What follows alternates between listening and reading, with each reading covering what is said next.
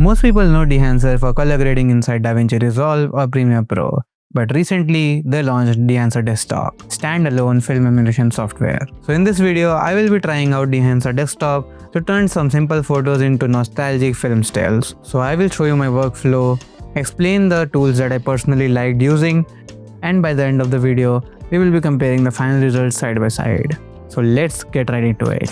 So right now we have Dehancer Desktop open, and as you can see, it's pretty much empty right now. So let me quickly show you around. On the left, as you can see, we have our drive options. I'm gonna go inside the operating system and then to the users, select the photos where I have saved it. So as you can see, we have access to the entire computer. So yeah, right now I'm inside the folder where I have saved my photos. So I'm gonna just select all these photos and right click on one of the photos and click on this add 10 images to new project, and here I will write the name for my project. So there we go. Now I'm gonna just click on one of the photos and start editing. So one thing I really liked immediately after opening Dehancer is that it doesn't feel overly complicated despite having a lot of controls. At first glance, it definitely looks intimidating, but let me walk you through quickly and you will see how simple it is. And unlike traditional workflows like Lightroom, Photoshop, plugins, alerts, and everything separately, this is a complete standalone app. So as we can see on the screen, we have two panels here, on the right and on the left. Pretty similar to Lightroom if you have used it earlier. So as you can see on the right, we have all the controls like adjusting the temperature, white balance, etc. And also adjusting film profile and multiple types of options that you will be using for film emulation. And on the left, we have here all the presets, just like we have in Lightroom. So let's begin. So the composition here already feels nice. The lighting is beautiful, the atmosphere is there, but right now the image still feels very digital. And overall the image lacks the film characteristics. So what I'm gonna do is just go here and build the look from scratch. So here we have raw settings as this picture is in raw. So I'm not gonna change anything here. I'm just gonna go to this source and increase the exposure a little bit. So one thing I noticed is that there's only just an exposure slider and there is nothing to adjust the highlights or shadows separately. You can only bump up the overall brightness. There is something this setting called preserve highlights. Let's see what it does. So yeah, it does bring some highlights back, but if they had added a little section for short customization, I would have loved that for color correction and stuff. Anyways, so I will just balance it out. I will keep the exposure around here and let's go to the film profile. So in the film profile, I will just select one of these film presets. So yeah, I will go with Kodak Gold 200. This one looks nice to me. So I'm just gonna go to film developer and enable it and just increase the contrast boost just tiny bit and increase the color boost also very subtly. And then let's go to film compression. So as you can see, the controls here are very similar to the plugin they have in Premiere Pro and DaVinci Resolve.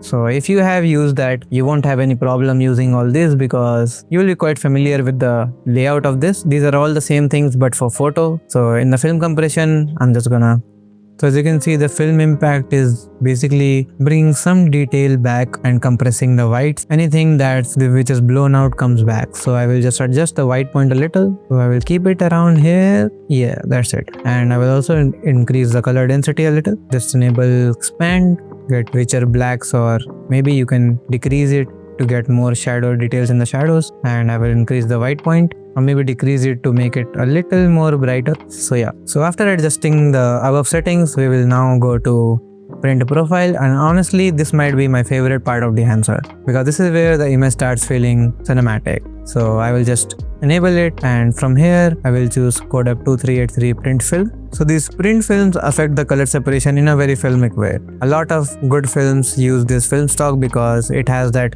cooler blue shadows and warm highlights. So I will just see what I can do here in this section to bring back the exposure so it doesn't feel too dense. I will reduce the contrast a little. Yeah, so I will keep it around here. This looks good to me. You can see before and after. and I will just increase the color density a little. Now let's enable the color head because I feel like the shadows are a little too blue and magenta, so I want to clean that up real quick. So I will just go to color head and increase the shadows tone to give it a little greenish tint so it feels balanced. So I think I will keep it around here, and let's see if we can do something to the midtones to bring that warmth back in my skin. So you can see I have balanced out the image a little, and highlights are pretty much already yellowish. I don't think I will be touching that. So next I will add film grain, and this is something that completely changes how an image feels. Digital images are usually too clean, too perfect. Film grain introduces texture and movement. So I'm just gonna enable film grain from here. What I like here is that Dehancer's grain doesn't feel like a fake overlay. It feels organic, almost like image was captured on film. So I will go here and just select one of these presets. So I'm gonna just click on 35mm ISO 250, and you can see the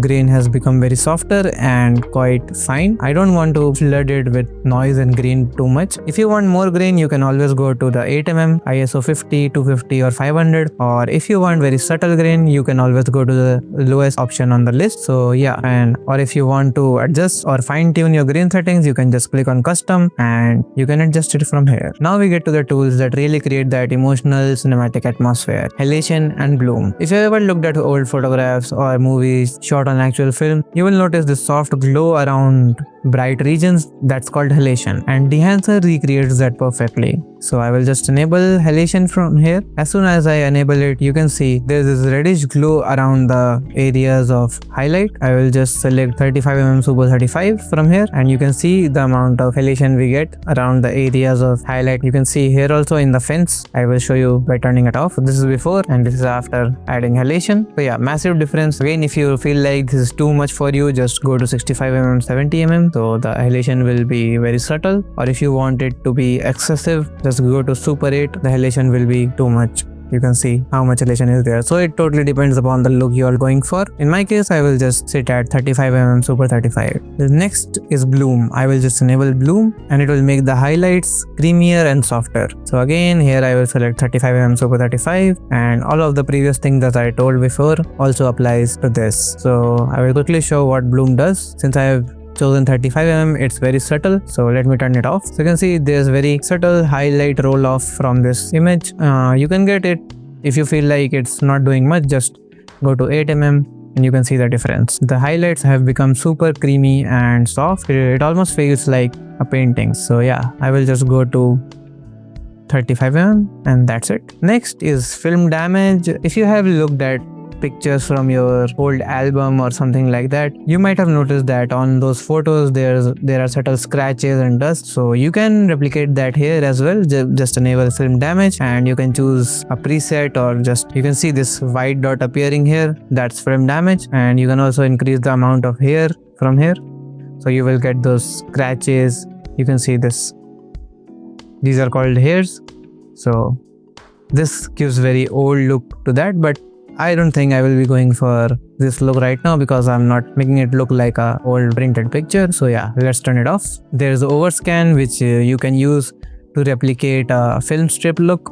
So if I enable it, you can see we have a film strip kind of look. You can use the presets from here to change it according to your liking. Again, I won't be going for this. I will just turn it off. We have vignette here. Vignette is pretty much self-explanatory. And again, we have output. If you think this looks too much on an image, you can just reduce the strength of overall edit you have applied on your image. So I can just go and like this and dial it a little back. So you can see film print and the grain, everything has decreased. I don't think I will be reducing it because I have already adjusted the way I wanted my image to be. But if you are using it and you are using one of these filters, and if you think like you don't want to dive deep into all these controls and just want to get your film emulation done in a few clicks, one of these filters whichever fits right for your image, and you can just tone it down by using the output slider. So it is done. I will just copy edits and save, and I will go back to my project As you can see, the edit has been applied and it is rated codec gold 200.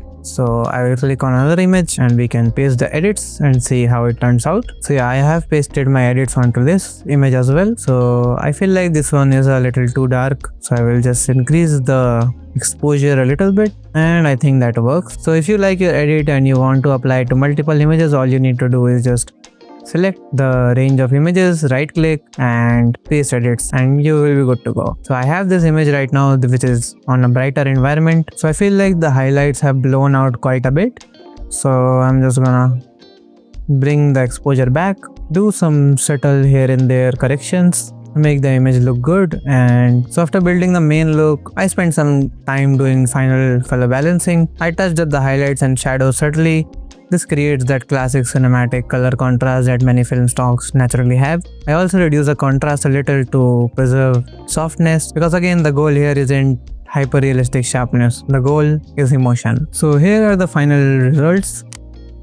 Honestly, I really love how these turned out.